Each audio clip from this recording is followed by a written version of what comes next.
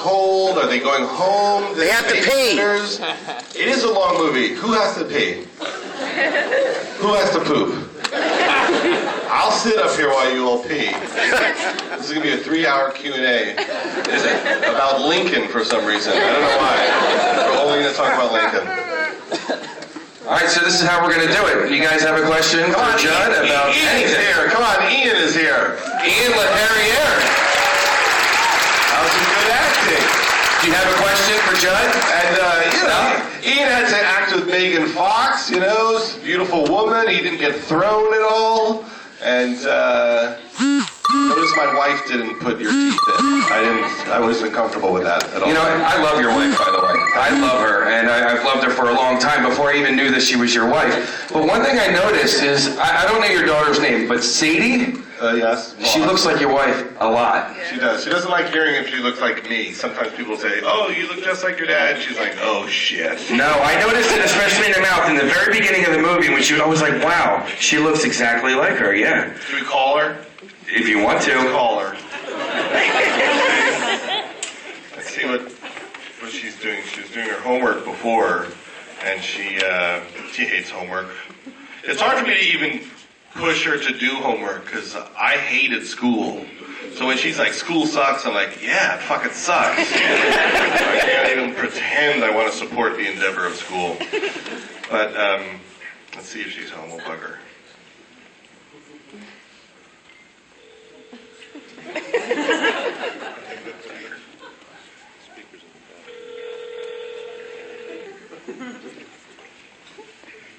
When she answers, everybody say, hi, Maud. Hello? Dad? Oh, it's Iris. Iris, Yeah?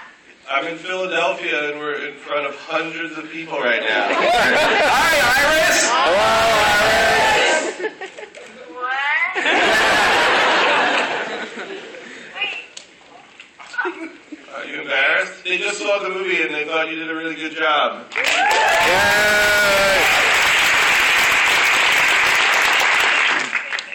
What's that?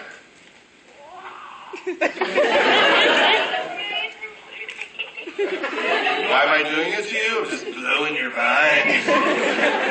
It's like the Truman Show. I hate you. All right, I will call Maud and bug her in a few minutes. No. No. She'll get mad? Don't tell her. Don't tell her. Will you promise not to tell her? No. Okay. Don't tell her. You get no Christmas presents if you tell her. All right, so we're going to start with the Q&A. I'm going to start, actually, because I do want to ask you about, as a writer, when you're constructing an argument, because I'm married, I have 3 kids, and I know that whenever I argue, I never say what I want to say, and when I think that I'm saying what I want to say, I always say the wrong thing. That's right. Yeah. So is that what's going on in your mind when you're constructing an argument? I always find it funny that people argue. I don't find it funny when you leave. No, stop. Where are you going? Why?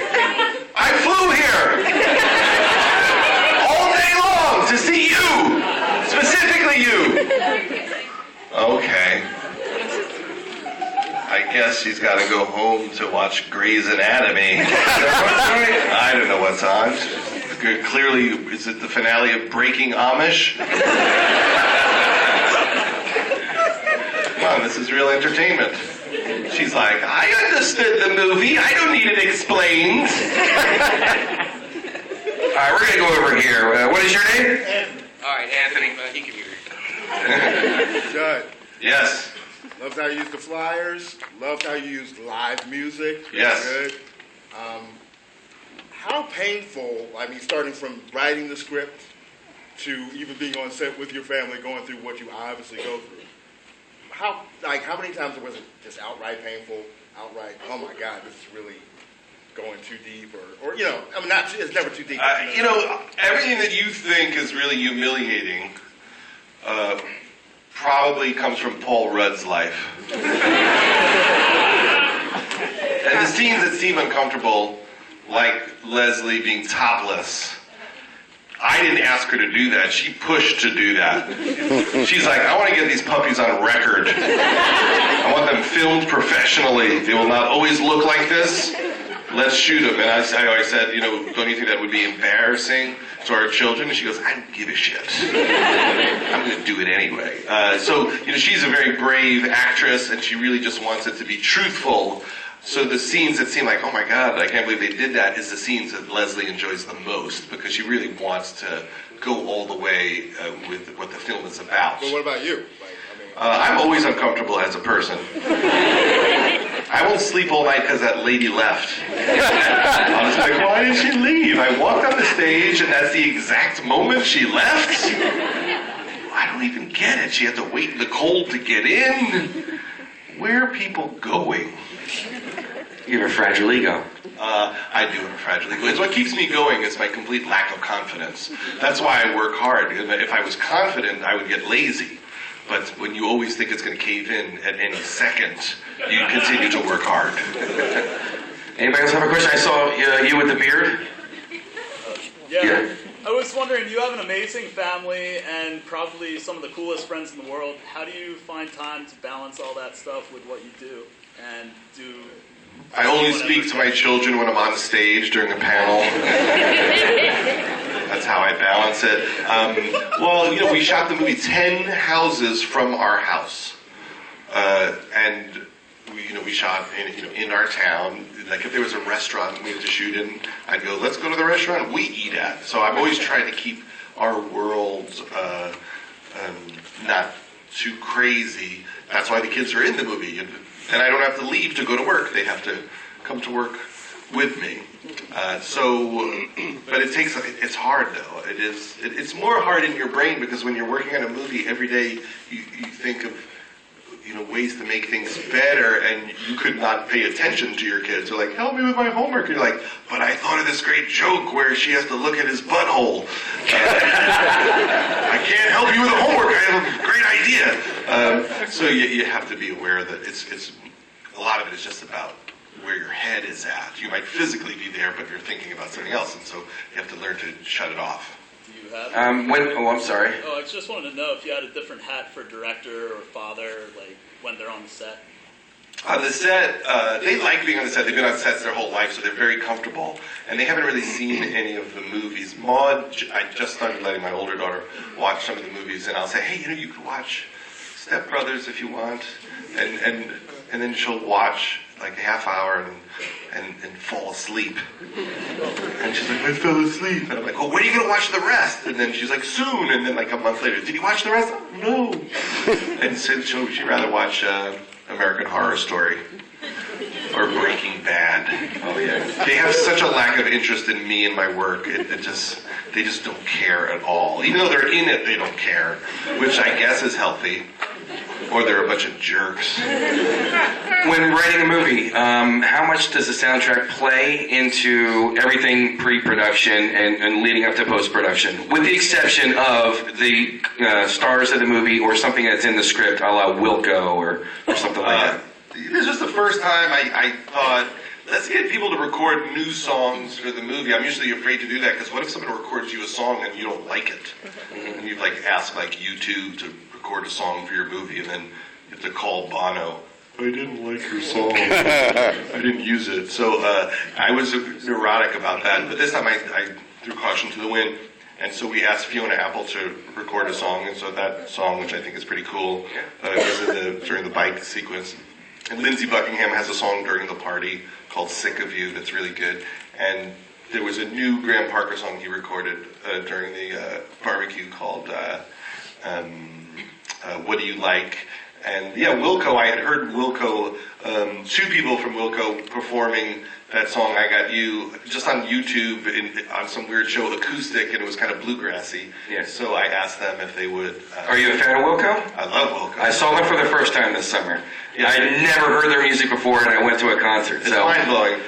And so they recorded that version for us. And Graham Parker's in town Friday. He's playing in town, and you should check them out. They're pretty amazing.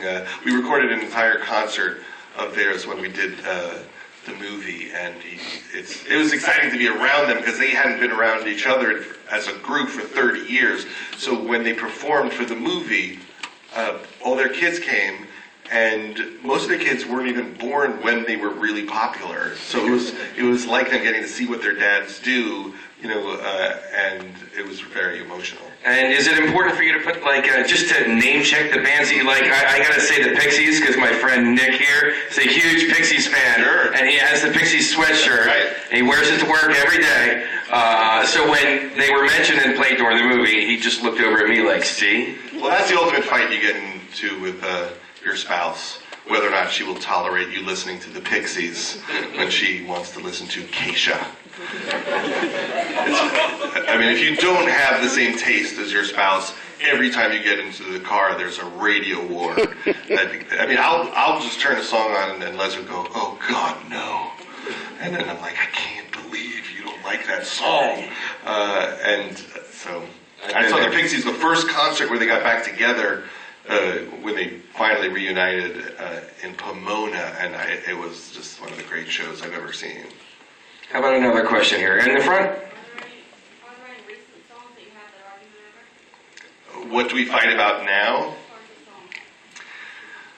I don't like to point out the specifics of what music Leslie doesn't like, because she literally likes 8 groups and nothing else. So just in rotation, listen to Aretha Franklin and Simon and Garfunkel and Michael Jackson, and then if you play anything different, she's like, "Oh God."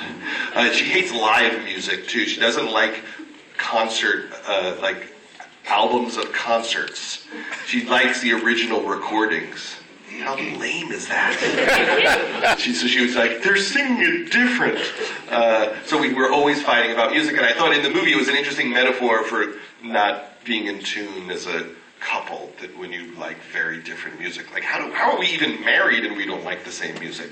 Although I like her music, she just doesn't like 98% of mine. Right. I think you got good taste. All right, we got a question over here. What advice would you have for a writer and comedian who's moving to Los Angeles tomorrow morning? I guess you're moving into my place. What advice?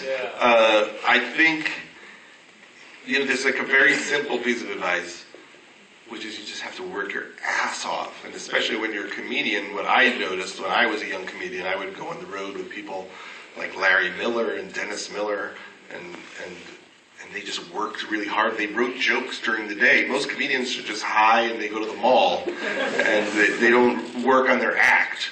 I think Louis C.K. changed that for everybody, because he writes the most amazing new hour every 8 months, and he's just raised the bar for what's possible as a stand-up. But I think you just have to write your ass off. That's just part of it, just working harder than everybody else. And then if you're good, I think it happens. Everyone's always worried, how do I get someone to see me? How do I get in there?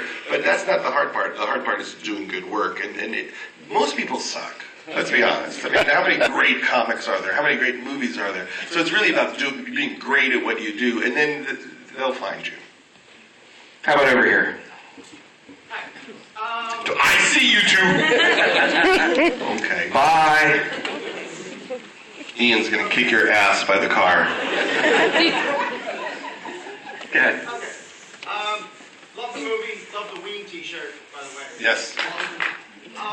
People love that T-shirt. I just keep hearing that. Yeah. We're from this area, right? Yeah. Literally this area? Yeah. Why did you decide to revisit these 2 characters?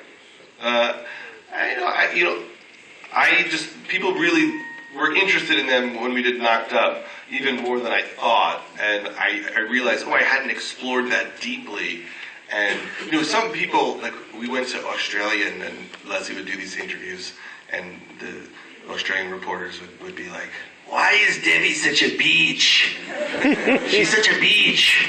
And I thought, well, that's not what I intended. I was trying to talk about how Paul Rudd's character was kind of driving her crazy because he's sneaking around and lying about saying, he's working when he's really playing fantasy league baseball, and having intimacy issues. So I thought it'd be fun to deeply explore that couple and show you, what that relationship is all about. And I wanted to talk about what it's like to be this age, and it just occurred to me, oh, it times out well, with Leslie, and I thought it'd be fun to see my kids older, and to see how that, in the first movie, you remember they talked about Googling murder, how that evolves into watching the entire series of Lost in 6 weeks. Was Jason Segel's character the same as Knocked Up? He was. I mean, everyone was the same. Even Charlene Yee, who was the stoner girl in Knocked Up. I just thought, well, you see her and you think, okay, she's got her act together. She works at a clothes store, but no, she's still high. Ween, by the way, is from New Hope, Pennsylvania, which is about 45 minutes away. So there you go. It still counts. It does. It does. Go ahead. Hey, David, Jeff. Yes. In this industry, there's so many risks that you have to take. Like, what would you say is the most beneficial risk that you took in your career to get to where you are? The biggest risk that I took in my career? I never thought about that before, because I never thought of any of it as a risk. I just thought, I gotta get a job, and I need to work hard. I was a kid, and my parents got divorced, and, we didn't have a lot of money, and so when I was really little, I thought, I gotta make money. How do you make money? And I wanted to be in comedy, so I started interviewing comedians. So I used to hunt them down, and I wouldn't tell them I was a kid. I would just say I work for a radio station, and then I would show up at their door with this huge tape recorder. I'd show up at Jerry Seinfeld's apartments, and he thinks a real DJ is going to show up, and then I'm like, hi, I'm 14, and they would, and I would ask them, how do you write a joke, and how do you get on stage, and they would tell me. And I did 50 interviews when I was 14, 15 years old. And then based on what they told me, I started doing stand-up comedy. And then I started writing after that. So I never thought there was one risk. It was just a risk to make a choice. I'm going to do this, and I have no other option. I have no other skill. I'm just going to go all in on it. Let's go that on. Guy moving to Hollywood tomorrow. Right. All the way to do it. You got to do it. How about you, sir? Did you approach Seth Rogen and or Catherine Heigl to appear in this film in a cameo, or was that not ever an option? Well, both of them were willing to be in it. I just thought that if they were in the movie, you would just want to spend more time with them, because they're both hilarious and charismatic people, and then the movie wasn't about what was happening to them as a couple. And so I didn't know how to get out of it if you saw them. And say they were in one scene, it was hysterical. You would just be like, why aren't they in it more? So I just thought I would avoid the whole thing. And I thought, if I test the movie and show people and they're just so pissed they're not in it, I could always figure a way to put them on a Skype call or just do something lame. Catherine Heigl was in it. She was in a picture on the wall. She was in a picture on the wall. Even the magic cookie came from Seth. Oh, okay. But also when we did Knocked Up, I kind of thought both couples were the same couple. It was like they were the ghost of Christmas future. So I didn't, see the need for it in this movie. But, there's always time, and there could be another movie about them. So, and another one about Martin Starr, and then the Jay Baruchel project. How about over here in the back? Okay. So you previously said that you wrote some themes that were your favorites. I know Steve Martin's you're a big fan of his, and you went to his house and he pretty much told you to get off his property essentially. Did you, other than the note that he sent you, did you ever get any advice from him? I didn't get advice from him. When I was a kid, I used to visit my grandma in California, and I knew where Steve Martin lived. And so every time we went anywhere, when I was 13 years old, I always made sure we would drive by Steve Martin's house. I just wanted to look at his house. I couldn't believe he could even be in there. And one day I drive by, and Steve Martin is in front of his house. So I jump out of the car and I say, Mr. Martin, can I have your autograph? And he says, no, I'm sorry, I don't sign autographs at my house. And I said, well, will you sign it in the street? And he said, no, I would, but then a lot of people will start coming to my house. So I have a rule, I don't sign autographs at my house. And I begged, and he said no. And then I went home and I got really mad and I took out a pad and I said, "Dear Steve, I am your biggest fan, but I think you treat your fans like crap. And if I didn't buy all your records and go to your movies, you wouldn't have that house. And if you don't send me an apology, I will send your address to Homes of the Stars, and you'll have tour buses passing by 24 hours a day." And it was probably very obnoxious.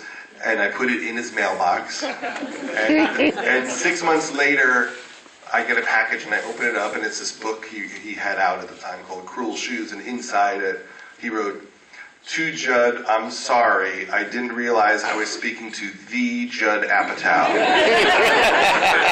And that was in 1980, which is crazy. It's 32 years ago.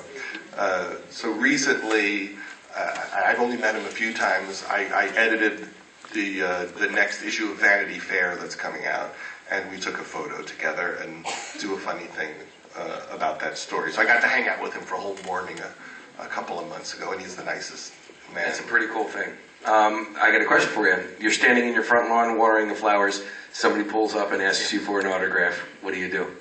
Well, here's the funny thing: is next to my house, we live next door to a house that is the house in a famous sitcom, just like the exterior from like their opening credits. So there's always tour buses in front of our house. And so for the first few months, I thought, I'm getting pretty famous in front of the house. Pretty good.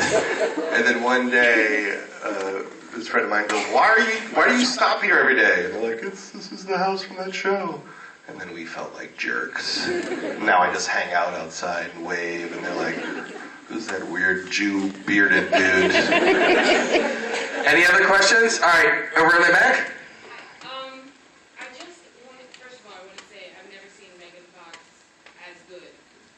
She's amazing. Yeah, no, she's awesome, and we saw her on Saturday Night Live, and Leslie was always like, she's really like funny, and you could tell she's got kind of a wicked, edgy sense of humor, and we brought her in, and she's great. I mean, sometimes when someone's that gorgeous, people can't fathom that there's like a lot more to them. And she's really like a great person, and truly like a hysterical person. So I hope this gives her opportunities to do a lot more of that. The recordings that you made, I heard you talk about it on Mark Maron. Would you ever think about releasing them? All of the interviews, yeah, I played some of them on, I don't know if you guys have ever heard the WTF podcast with Mark Maron, which is a pretty great podcast. And I let him play some of the interviews, which are really weird because I'm like really young and I talk like this. I get a Long Island accent. How do you write a joke? So I'm always afraid to put them out there because I sound so lame. But maybe one day I'll let him. I'll really let him do it. He could play my full hour interview with Weird Al Yankovic. We have time for 2 more questions, but they have to be really good questions. They have to be really good. Oh, man, you better come prepared. Wow, you wrote it in advance. Okay. Can I have a role in your next movie? Son of a bitch, you stole my question. All right? I gotta give it to that guy because he's moving to Hollywood tomorrow. He needs the money. I'm worried about how he's going to feed himself. You're second in line. You're second in line. Let's bring Ian up here. Ian, you want to come up and talk for a second before we leave? Before Skyfall starts? Take us out for Life of Pi? What's going to happen? How are you, Ian? Nice to see you. What did you think of yourself in the film? I don't know. I was a little bit scared before I saw the movie because we had a couple of bad scenes. We were a little bit worried, but it turned out to be good. The boys are going to be. I took good care of you in the edit. Yeah. Thank you very much. A little bit nervous, I'll be honest. Especially when you call us. I don't know if you remember what you used to call us. Everybody one by one to dance in front of the camera. Yes. A solo. I made them dance for hours. Nothing like making hockey players dance. It's such a nerd's revenge. Dance, hockey players. We're not much of a. I can't say you guys had any moves, really. It was stiff. Like your you're stiff. Yeah, we're not much of a... Like your muscles still ache. But you know what? Thanks a lot. It was a great experience from all good. of us. Well, we loved having you in the movie. We're so excited that you're in it. And it's one of my favorite sequences in the movie.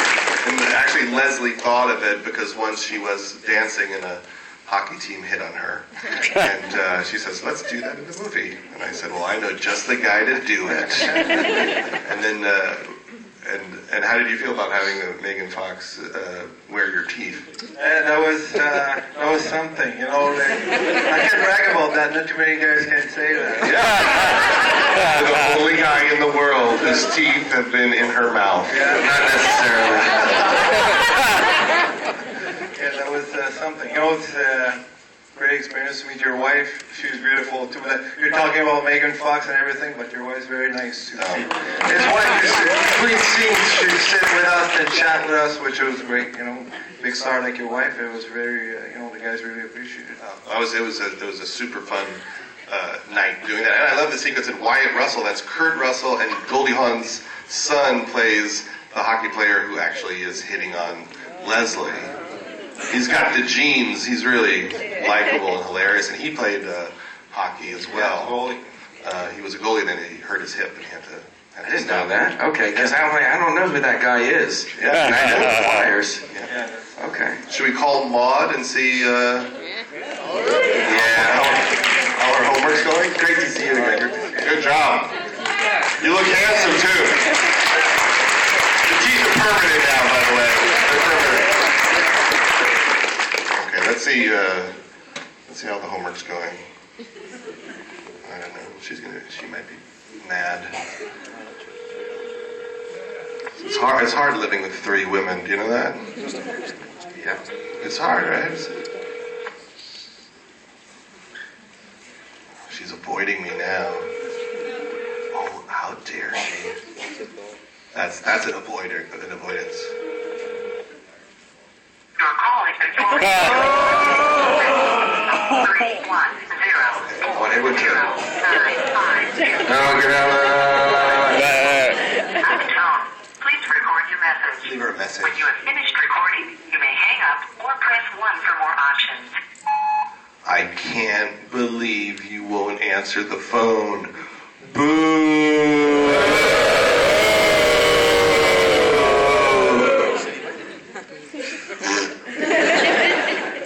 One more question? One more question. All right, one more question. Who wants it the best? Iris ratted us. This guy right here. Okay. Love the ad lib at the end after the credits. Yes. How much off script was there during the movie? Anything? A lot of it is rewriting it on its feet. So if I have a joke, I never know if the joke will work. So I yell out other things to say. So in that sequence, some of it she's making up, and some of it I'm just saying, call them a bank commercial couple, and so we're all doing that, and I thought it'd be fun to kind of cut it together so you can see how hard it is to not laugh when somebody like that's looking you in the eye. It reminds me a little bit of the great Chris Farley, and I remember, on Saturday Night Live, he used to just look at Sandler in those sketches and David Spade, and he had such manic eyes that they would always bust up, like you could not look him in the eye and not laugh, and Melissa has that same thing. She's one of the greats, I think. She has 2 scenes and she tears down the house both times. It's pretty crazy. Well, I think that's all the time we have tonight. Thank you.